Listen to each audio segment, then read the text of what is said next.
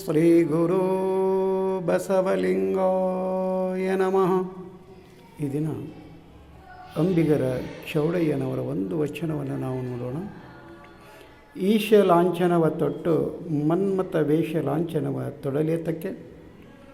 ಈಶ ಲಾಂಛನವ ತೊಟ್ಟು ಮನ್ಮಥ ವೇಷ ಲಾಂಛನವ ತೊಡಲೇಕೆ. ಇದು ನಿಮ್ಮ ನುಡಿ ನಡೆಗೆ ನಾಚಿಕೆಯಲ್ಲವೇ. ಇದು ನಿಮ್ಮ ನುಡಿ ನಡೆಗೆ ನಾಚಿಕೆಯಲ್ಲವೇ. ಅಂದಳ ಛತ್ರ ಆಭರಣ ಕುರಿ ತುರಂಗಗಳ ಗೊಂದಣವದೇಕೆ. ಅಂದಳ ಛತ್ರ ಆಭರಣ ಕುರಿ ತುರಂಗಗಳ ಗೊಂದಣವೇತಕ್ಕೆ. ಅದು ಘನಲಿಂಗದ ಮೆಚ್ಚಲ್ಲ ಎಂದ ಅಂಬಿಗರ ಚೌಡಯ್ಯ. ಅದು ಘನಲಿಂಗದ ಮೆಚ್ಚಲ್ಲ ಎಂದ ಅಂಬಿಗರ ಚೌಡಯ್ಯ.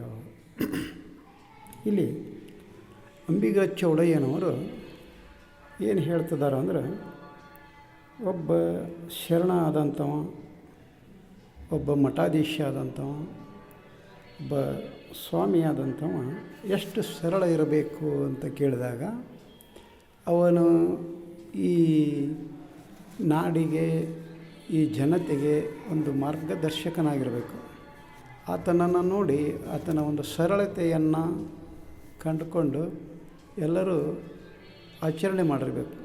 ಆ ರೀತಿ ಆತನ ಒಂದು ಬದುಕು ಇರಬೇಕು. ಹಾಗೆ ಮಾಡದೆ ಅನೇಕ ಒಂದು ವೇಷಭೂಷಣ, ಒಂದು ದೊಡ್ಡಸ್ಕಿ ಇವುಗಳನ್ನೆಲ್ಲ ಮಾಡ್ತಾ ಹೋದಾಗ ಜನರ ದೃಷ್ಟಿಯಲ್ಲಿ ಆತ ಕೀಳಾಗಿ ಹೋಗ್ತಾನೆ. ಅದೇ ರೀತಿ ದೇವರ ದೃಷ್ಟಿಯಲ್ಲಿಯೂ ಆತ ಕೀಳಾಗ್ತಾನೆ. ಅದಕ್ಕೆ ಇಲ್ಲಿ ಏನು ಹೇಳ್ತಿದ್ದಾರೆ ಅವರಂದ್ರೆ, ಈಶ ಲಾಂಛನವ ತೊಟ್ಟು ಮನ್ಮಥ ವೇಷ ಲಾಂಛನವ ತೊಡಲೇಕೆ. ಈಶ ಲಾಂಛನ ಅಂದರೆ ಒಂದು ಸರಳವಾದ ಒಂದು ಉಡುಪು, ಅಂದರೆ ಕೊರಳಲ್ಲಿ ಒಂದು ರುದ್ರಾಕ್ಷಿ, ಹಣೆಯಲ್ಲಿ ವಿಭೂತಿ, ಮತ್ತು ಕೊರಳಲ್ಲಿ ಇಷ್ಟಲಿಂಗ, ಒಂದು ಸಾದಾ ಸೀದಾ ಒಂದು ಬಟ್ಟೆ ಬರೀ ಇವುಗಳನ್ನೆಲ್ಲ ಅಷ್ಟೇ ತೊಟ್ಟುಕೊಂಡು ಇದ್ದು, ಮತ್ತು ಮನ್ಮಥ ವೇಷ ಅಂದರೆ ಅಲ್ಲೇ ಅನೇಕ ಥರದ ಶೃಂಗಾರಮಯ ಉಡುಪು ತೊಡುಪುಗಳನ್ನು ತೊಟ್ಟುಕೊಂಡು ತಿರುಗಾಡುವಂಥ, ಅದಕ್ಕೆ ಯಾಕೆ ಬೇಕದು, ಅಲ್ಲಿ ತ್ಯಾಗಿ ಅಂತ ಹೇಳ್ತೀಯ, ವಿರಕ್ತ ಅಂತ ಹೇಳ್ತೀಯ, ಜಂಗಮ ಅಂತ ಹೇಳ್ತೀಯ, ಮತ್ತು ಅಂಥ ವೇಷಗಳು ನಿನಗೆ ಅದಕ್ಕೆ ಬೇಕು ಅಂಥೇಳಿ ಅವರು ಪ್ರಶ್ನೆ ಮಾಡ್ತಾರೆ. ಹಾಗೆ ಮುಂದೇನು ಹೇಳ್ತಾರೆ ಅವರು, ಇದು ನಿಮ್ಮ ನುಡಿಗೆ ನಡೆಗೆ ನಾಚಿಕೆ ಇಲ್ಲವೇ.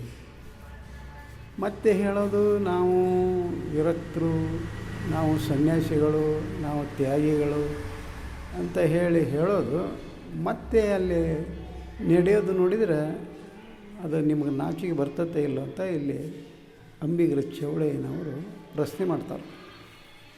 ಅದೇ ರೀತಿ ಮುಂದೆ ಏನು ಹೇಳ್ತಾರೆ ಅವರು, ಅಂದಣ ಛತ್ರ ಆಭರಣ ತುರಿ ತುರಂಗ ಗೊಂದಣವೇತಕ್ಕೆ. ಈಗ ಸಾಮಾನ್ಯವಾಗಿ ಈ ದಿನಮಾನದಲ್ಲಿಯೂ ನಾವು ನೋಡ್ತಾ ಇರ್ತೇವೆ, ಈ ಪಲ್ಲಕ್ಕಿ ಮೇಲೆ ಕುಳಿತುಕೊಂಡು 10 ಬಟ್ಟಿಗೆ 10 ಉಂಗುರ ಹಾಕ್ಕೊಂಡು, ಬಂಗಾರದ ಒಂದು ಕಿರೀಟ ಹಾಕ್ಕೊಂಡು, ಮತ್ತು ಕೊರಳು ತುಂಬ ದಾಗಿನಗಳು ಅಂತ ಏನಂತಾರಲ್ಲ ಹಂಗೆ ಒಡವೆಗಳನ್ನು ಹಾಕ್ಕೊಂಡು ಪಲ್ಲಕ್ಕಿ ಮೇಲೆ ಕೂತ್ಕೊಂಡು, ಅಲ್ಲಿ ಅಂದಣ ಅಂದರೆ ಒಂದು ಪಲ್ಲಕ್ಕಿ ಮೇಲೆ ಕುಳಿತು ಅಲ್ಲಿ ಅವರು ಮೆರಿತಾ ಇರ್ತಾರೆ. ಅವರು ಈ ಭಕ್ತರು, ಮೂಢ ಭಕ್ತರು ಅವ್ರನ್ನ ಹೊತ್ಕೊಂಡು ತಿರುಗ್ತಾ ಇರ್ತಾರೆ. ಅದೇ ರೀತಿ ಅವರಿಗೆ ಮುಂದೆ ಬ್ಯಾಂಡ್, ಬಾಜಾ, ವಾಲಗ, ಕಹಳೆ, ಕೊಂಬು ಎಲ್ಲ, ಹಾರ, ತುರಾಯಿ, ಪುಷ್ಪವೃಷ್ಟಿ ಎಲ್ಲ ನಡೀತಾ ಇರ್ತದಲ್ಲ. ಅದಕ್ಕೋಸ್ಕರ ಈ ಗೊಂದಲ ನಿನಗೆ ಎದಕ್ಕೆ ಬೇಕು ಅಂತ ಕೇಳ್ತಾರೆ ಅವರು. ಒಬ್ಬ ಸನ್ಯಾಸಿ ಆದವ, ಒಬ್ಬ ತ್ಯಾಗಿ ಆದವ, ಒಬ್ಬ ವಿರಕ್ತ ಅಂತ ಹೇಳ್ಕೊಳ್ಳೋಂಗೆ ಇವೆಲ್ಲ ಎದಕ್ಕೆ ಬೇಕು, ಸರಳಾಗಿದ್ದು ಬಿಡು ನೀನು ಅಂತ ಹೇಳ್ತಾರೆ ಅವರು. ಇವು ಮೆರವಣಿಗೆ, ಉತ್ಸವ ಇವುಗಳೆಲ್ಲ ಎದಕ್ಕೆ ಬೇಕು ನಿನಗೆ, ಎಲ್ಲರ ಹಾಗೆ ನೀನು ಇದ್ದು ಬಿಡು ಅಂತ ಹೇಳ್ತಾರೆ ಅವರು. ಅದಕ್ಕೆ ಮುಂದೆ ಏನು ಹೇಳ್ತಾರೆ ಅವರು ಅಂದ್ರೆ, ಇದು ಘನಲಿಂಗದ ಮೆಚ್ಚಲ್ಲ. ಏನು ಇಲ್ಲಿ ಈ ರೀತಿ ತ್ಯಾಗಿಗಳು, ನಾವು ವಿರಕ್ತರು ಹೀಗೆಲ್ಲ ಹೇಳ್ತಾ ಮುಂದೆ ಅವರೇನು ಈಗ ತಮ್ಮ ಮೆರವಣಿಗೆನ ತಾವು ಮಾಡಿಸ್ಕೊತಾ ಪಲ್ಲಕ್ಕಿ ಉತ್ಸವಗಳನ್ನು ಮಾಡ್ತಾ ಏನು ಮೆರೀತಿರ್ತಾರಲ್ಲ, ಇದು ಆ ಸೃಷ್ಟಿಕರ್ತ ಪರಮಾತ್ಮನಿಗೆ ಮೆಚ್ಚುಗೆ ಆಗೋದಿಲ್ಲ. ಇದು ಮತ್ತು ಸಾಮಾನ್ಯ ಭಕ್ತರಿಗೂ ಸಹಿತ ಇದು ಮೆಚ್ಚುಗೆ ಆಗೋದಿಲ್ಲ. ನೀನಲ್ಲಿ ಮೆರವಣಿಗೆ ಮಾಡಿಸ್ಕೊಂಡ್ರೆ ದೊಡ್ಡವ ಅಂತ ನೀ ತಿಳ್ಕೊಂಡಿರ್ತೀವಿ, ಆದರೆ ಅದು ಹಾಗಿರೋದಿಲ್ಲ. ಯಾಕಂತ ಕೇಳಿದರೆ ಅಲ್ಲಿ ಎದುರಿಗೆ ಮಾತನಾಡ್ಲಂತ ಹಿಂದೆ ಮುಂದೆ ಜನ ಮಾತಾಡ್ತಿರ್ತಾರೆ, ಏನಪ್ಪ ಇವನ ಮೆರವಣಿಗೆ, ಏನು ಇವನು ಗದ್ದಲ ಅಂತ. ಹಾಗೆ ಇಲ್ಲಿ ಜನನೂ ಮೆಚ್ಚೋದಿಲ್ಲ, ಆ ಕಡೆ ಸೃಷ್ಟಿಕರ್ತ ಪರಮಾತ್ಮನು ಮೆಚ್ಚೋದಿಲ್ಲ ಅನ್ನೋದನ್ನು ಇಲ್ಲಿ ಅಂಬಿಗರ ಚೌಡಯ್ಯನವರು ಈ ವಚನದಲ್ಲಿ ಹೇಳ್ತಾರೆ. ಹಾಗಾದರೆ ಈ ಒಂದು ಅಂಬಿಗರ ಚೌಡಯ್ಯನವರ ಒಂದು ವಚನದ ಒಂದು ಸದುದ್ದೇಶ ಏನು ಅಂತ ಕೇಳಿದಾಗ, ಯಾರೇ ಒಬ್ಬ ಗುರು ಆಗಲಿ, ಒಬ್ಬ ವಿರಕ್ತನಾಗಲಿ, ಯಾರೇ ಆದರೂ ಒಂದು ಸರಳ ಸಜ್ಜನಿಕೆಯಿಂದ ಆತನ ವೇಷಭೂಷಣ, ಒಂದು ಆಚಾರ ವಿಚಾರ ಇರಬೇಕೇ ಹೊರತು ಅಲ್ಲಿ ವೈಭವ ಇರಬಾರ್ದು ಅನ್ನೋದನ್ನು ಇಲ್ಲಿ ಅವರು ಹೇಳ್ತಾರೆ. ಅದು ವೈಭವ ಅಂದರೆ ಅದು ಮನ್ಮಥ ವೇಷ ಆಗ್ತದೆ. ಅದು ಈಶ ಲಾಂಛನ ಹೋಗಿ ಮನ್ಮಥ ವೇಷ ತೊಟ್ಟಂಗೆ ಆಗ್ತತಿ. ಅಲ್ಲಿ ರಾಜ ಮಹಾರಾಜರು, ರಾಜಕಾರಣಿಗಳು ಅವ್ರು ಮಾಡ್ತಾರೆ, ಅವ್ರು ಮಾಡಲಿ. ಅವ್ರು ಯಾಕಂದರೆ ಅವರು ಧಾರ್ಮಿಕ ಕ್ಷೇತ್ರದಲ್ಲಿ ಅವರು ಇರೋದಿಲ್ಲ, ಅದು ಆಧ್ಯಾತ್ಮಿಕ ಕ್ಷೇತ್ರದಲ್ಲಿ ಅವರು ತೊಡಗಿರೋದಲ್ಲ. ಅವ್ರು ಮೆರೆಸಿಣಕ್ಕಾಗಿ ಅವ್ರು ಮಂತ್ರಿಗಳಾಗಿರ್ತಾರೆ, ಶಾಸಕರಾಗಿರ್ತಾರೆ, ಅವರು ಮೆರೆಸಿಕೊಳ್ಳಿ, ಅವರು ಅದು ಅವ್ರಿಗೆ ಬಿಟ್ಟದ್ದು. ಆದರೆ ನೀವು ಏನು ಸನ್ಯಾಸಿಗಳಾಗಿರ್ತೀರಲ್ಲ, ನೀವು ಈ ರೀತಿ ಮೆರೆಸಿಕೊಳ್ಬಾರ್ದು, ಈ ಥರ ಮೆರವಣಿಗೆ ಮಾಡ್ಕೋಬಾರ್ದು, ಹಾರ ತುರಾಯಿಗಳೆಲ್ಲ ಬಿಡಬೇಕು ಅನ್ನೋದನ್ನು ಇಲ್ಲಿ ನಮ್ಮ ಅಂಬಿಗರ ಚೌಡಯ್ಯನವರು ಈ ವಚನದ ಮೂಲಕ ನಮಗೆ ಒಂದು ಸಂದೇಶವನ್ನು ಕೊಡ್ತಾರೆ. ಅದಕ್ಕೋಸ್ಕರ ಈ ನಮ್ಮ ಒಂದು ದಿನಮಾನದಲ್ಲಿ ನಾವು ನೋಡುವಂಥ ಒಬ್ಬ ಉತ್ತಮ ವ್ಯಕ್ತಿ ಅಂದರೆ ಸಿದ್ದೇಶ್ವರ ಸ್ವಾಮಿಗಳು. ಅವರು ಒಂದು ಮಾಲಾರ್ಪಣೆ ಮಾಡ್ಕೊತಿದ್ದಿಲ್ಲ, ಒಂದು ಪಾದ ಪೂಜೆ ಮಾಡಿಸ್ಕೊತಿದ್ದಿಲ್ಲ, ಒಂದು ಪಾದ ನಮಸ್ಕಾರ ಮಾಡಿಸ್ಕೊತಿದ್ದಿಲ್ಲ, ಮತ್ತು ಒಂದು ಮೆರವಣಿಗೆ ಮಾಡಿಸ್ಕೊತಿದ್ದಿಲ್ಲ.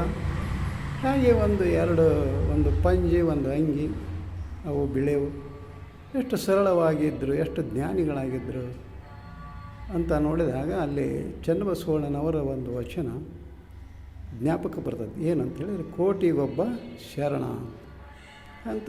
ಈ ಕೋಟ್ಯಾನುಕೋಟಿ ಜನರಲ್ಲಿ ಒಬ್ಬ ಶರಣರು ಸಿದ್ದೇಶ್ವರ ಮಹಾಸ್ವಾಮಿಗಳಂಥವ್ರು ಆಗಿ ಹೋದರು. ಅಂಥವರು ಮತ್ತೆ ಸಿಗೋದು ಅಪರೂಪ. ಅದಕ್ಕೋಸ್ಕರ ಇಲ್ಲಿ ಸನ್ಯಾಸಿ ಆದವರು, ಜಂಗಮರಾದವರು ಸರಳವಾಗಿ ಸಜ್ಜನಿಕೆಯಿಂದ ಸಾದಾಸೀದಾ ಉಡುಪುಗಳನ್ನು ಧರಿಸಿಕೊಂಡು ಅವ್ರು ಇರಬೇಕು ಹೊರತು ಹಾರ ತುರಾಯಿ ಪಲ್ಲಕ್ಕಿ ಇವುಗಳನ್ನೆಲ್ಲ ಬಿಡಬೇಕು ಅನ್ನೋದು ಅಂಬಿಗರ ಚೌಡಯ್ಯನವರ ಒಂದು ಸದುದ್ದೇಶ. ಅದಕ್ಕೋಸ್ಕರ ನಾವು ಸಹಿತ ಒಂದು ಸರಳವಾದ ಜೀವನವನ್ನು, ಬದುಕನ್ನು ಕಟ್ಟಿಕೊಳ್ಬೇಕು ಅಂತ ನಮಗೆ ಒಂದು ಜ್ಞಾನ ಅಂಥದ್ದು ಬರಬೇಕಂದ್ರೆ ನಾವು ವಚನಗಳನ್ನು ಮತ್ತೆ ಓದಬೇಕಾಗ್ತದೆ. ವಚನಗಳನ್ನು ಓದಿ ಪಚನ ಮಾಡಿಕೊಳ್ಬೇಕು. ಆವಾಗ ಅಂತಹ ಒಂದು ಜ್ಞಾನ ನಮಗೆ ಬರ್ತದೆ. ಅದಕ್ಕೋಸ್ಕರ ವಚನಗಳನ್ನು ಓದೋಣ, ಪಚನ ಮಾಡಿಕೊಳ್ಳೋಣ ಅಂತ ಹೇಳುತ್ತಾ ಈ ವಚನಕ್ಕೆ ವಿರಾಮ ಕೊಡ್ತಾ ಇದ್ದೇನೆ. ಶರಣು ಶರಣರು.